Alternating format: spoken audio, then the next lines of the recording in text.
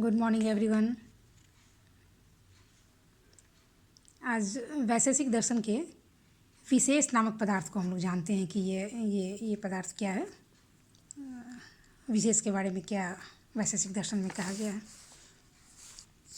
तो पदार्थों की संख्या में हमने भाव पदार्थ और अभाव पदार्थ दो तरह का देखा, जिसमें भाव पदार्थ को के 6 प्रकार माने गए और अभाव खुद अपने आप में एक अलग पदार्थ बताया गया। तो विशेष पदार्थ का वैशेषिक दर्शन में 5वां स्थान माना गया है। और यह जो है यह सामान्य के बाद, पिछली क्लास में हमने सामान्य को बताया था, तो सामान्य चौथा पदार्थ माना जाता है और ये विशेष जो है वो 5वां पदार्थ माना जाता है, इसका 5वां स्थान हो जाता है। तो विशेष के बारे में कहा जाता है कि यह नित्य द्रव्य की एक ऐसी विशेषता है जिससे कि वह अन्य द्रव्यों से वो अलग में पहचाना जाता है। दिशा, काल, आत्मा, मन, पृथ्वी, जल, अग्नि जो परमाणुओं की विशेषता की व्याख्या के लिए इस विशेष नामक चिन्ह के इसको अपनाया जाता है। तो इन द्रव्यों को एक दूसरे से अलग करना वैसे तो कठिन जान पड़ता है। इतना ही नहीं, एक प्रकार के विभिन्न द्रव्यों को भी एक दूसरे से अलग करना बड़ा कठिन होता है। जैसे कि एक जल के परमाणु को वायु के परमाणु से किस प्रकार हम अंतर बतलाएं या किस प्रकार अंतर बताया जाए, या एक आत्मा को मन से किस प्रकार भिन्न समझा जाए, या एक आत्मा और दूसरे आत्मा में क्या विभिन्नता है। तो इस तरह की जो बातें होती है, तो यदि इन द्रव्यों के अवयव होते तो एक द्रव्य को दूसरे द्रव्य की भिन्नता के कारण भिन्न समझा जा सकता था, परंतु ये तो निरवयव है। अतः इन निरवयव हैं, यानी ये पार्टलेस हैं, इनको अलग नहीं किया जा सकता है। अतः इन द्रव्यों में विशेष को संवेद माना जाता है। मतलब प्रत्येक निरवयव जो होता है वह नित्य द्रव्य विशेष के कारण एक दूसरे द्रव्य से भिन्न होता है। हमारी एक आत्मा दूसरी आत्मा से विशेष के कारण ही भिन्न समझी जाती है, और इस प्रकार एक मन दूसरे मन से विशेष के कारण ही भिन्न समझा जाता है। तो इसलिए विशेष की एक स्वतंत्र सत्ता मानी गई है। ये जो है विशेष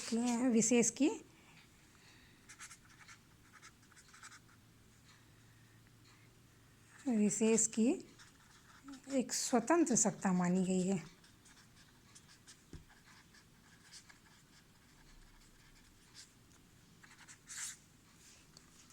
और विशेष की विशेषताओं के बारे में बताइए कि विशेष क्या है। विशेष नित्य है, क्योंकि जिन द्रव्यों में यह निवास करता है वे नित्य होते हैं।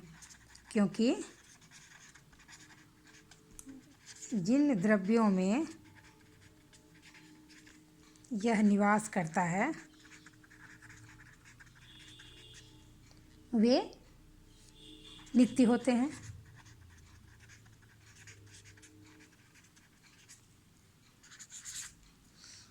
उसके फिर कह सकते हैं कि विशेष असंख्य हैं, क्योंकि जिन द्रव्यों में यह निवास करता है वे असंख्य होते हैं। एक शॉर्ट में इसको कर सकते हैं क्या कि विशेष असंख्य हैं,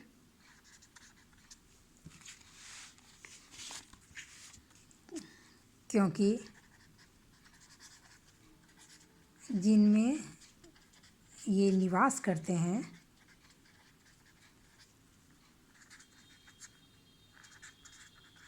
वे असंख्य हैं। ये हो गया। फिर इसको छठे पॉइंट देते हुए हम इसको अलग से लिख सकते हैं कि विशेष अदृश्य हैं।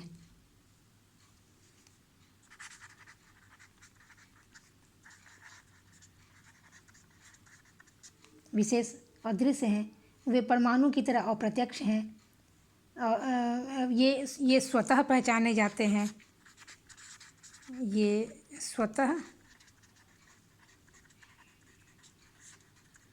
पहचाने जाते हैं।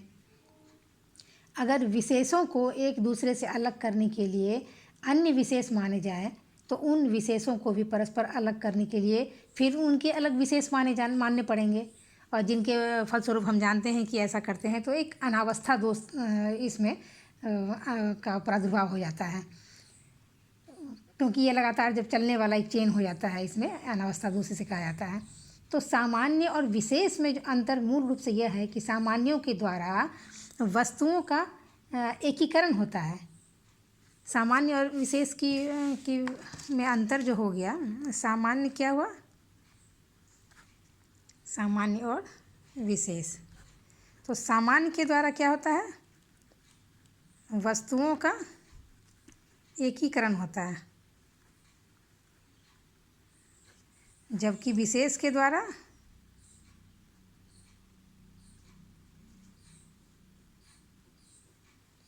वस्तुओं का पृथक्करण होता है।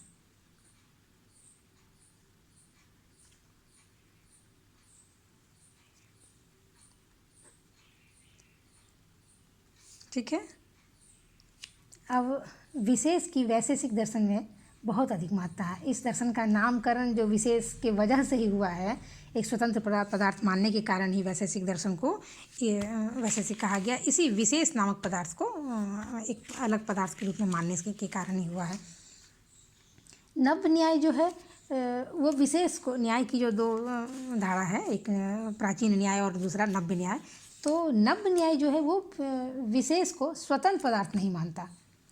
इनके अनुसार अगर विशेष अपना स्वतः भेद कर सकते तो फिर परमाणु को भी अपना भेद करने के लिए विशेष की कल्पना अनावश्यक प्रतीत होती है। और वेदांत दर्शन में भी विशेष को एक पदार्थ के रूप में मान्यता नहीं मिली है। नव्य न्याय, और आप एक याद के लिए लिख सकते हैं कि नव्य न्याय एवं वेदांत, ये दोनों विशेष को एक अलग पदार्थ के रूप में नहीं मानते हैं।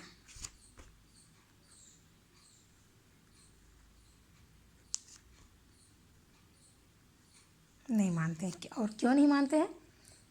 क्योंकि इनका कहना है कि अगर विशेष अपना स्वतः भेद कर सकते हैं तो फिर परमाणु को भी अपना भेद करने के लिए विशेष की कल्पना की कोई आवश्यकता नहीं होती। परंतु वैशेषिक दर्शन ने विशेष को एक स्वतंत्र पदार्थ माना, और उनका कहना है कि विशेष उतना ही वास्तविक है जितना कि आत्मा या अन्य पदार्थ जिनमें कि वह निवास करता है। वैशेषिक ने क्या कहा, परंतु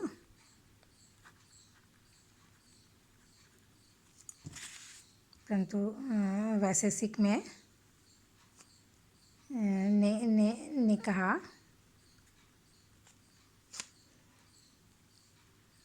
कि विशेष उतना ही वास्तविक है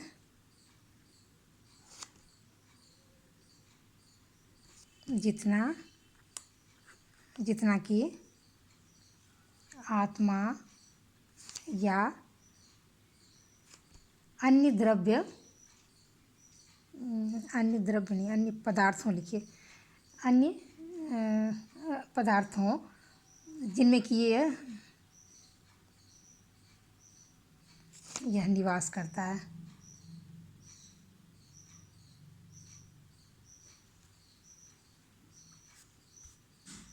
यदि नित्य द्रव्यों की सत्ता है, तब उन द्रव्यों को पृथक करने वाला गुण भी वास्तविक होगा, और उन गुणों को पृथक करने के लिए ये विशेष का होना जरूरी है। इसलिए विशेष को एक स्वतंत्र पदार्थ वैशेषिक दर्शन ने माना है। और विशेष को अलग पदार्थ मानने का एक दूसरा कारण यह भी है कि अन्य पदार्थों से इसकी भिन्नता है। विशेष को अलग मानने का कारण क्या है कि विशेष जो है, विशेष का अन्य पदार्थों से भिन्नता है।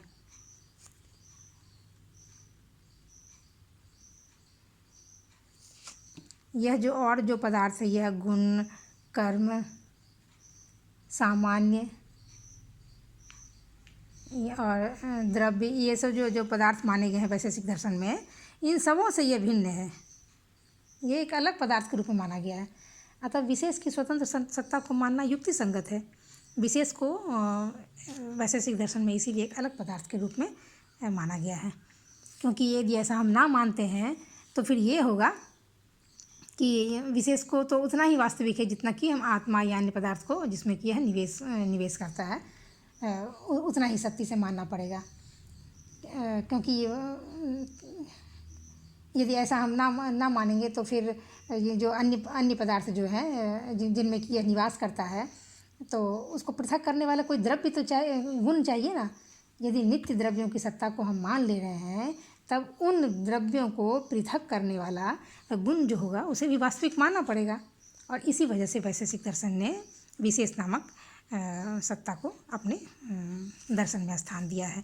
अब उन्होंने जो 6 पदार्थ माने हैं, उन पदार्थ में एक पदार्थ के रूप में विशेष को भी उन्होंने माना, और विशेष की और अन्य नित्य द्रव्य की यह विशेषता है जिससे कि वह अन्य नित्य द्रव्यों से पहचाना जाता है। यही मूल रूप से विशेष के रूप के बारे में हम इसको लिख सकते हैं।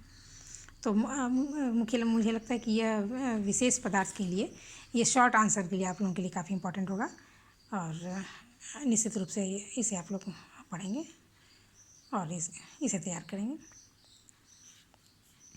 आशा है हमारी बातें आप लोग को समझ में आई होंगी। धन्यवाद।